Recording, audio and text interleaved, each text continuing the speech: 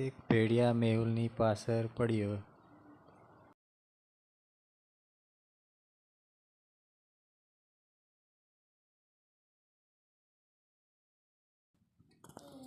ભેડિયો સેતુર ભાગતા રહ્યો. મેહુલ એક ઘરની સામે આવ્યો. તેને ઘર જવા માટે 3 રસ્તા હતા.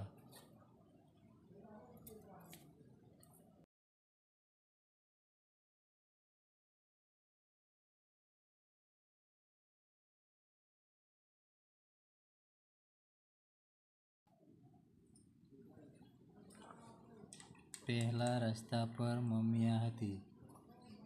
તે મેહુલને મારી નાખશે. અને બીજા રસ્તા પર લાશ હતી. તેઓ માણસને ખાવા માટે તૈયાર હતી. મેહુલને ઘર જવા માટે ત્રીજા રસ્તા પર જવા જોઈએ. તે માણસનું લોહી પીવા પસંદ કરે છે. બતાવો મિત્રો.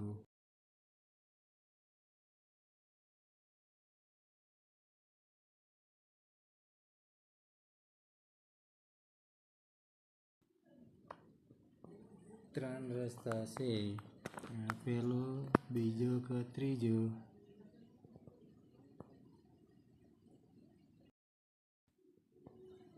તેનો જવાબ છે ત્રીજો.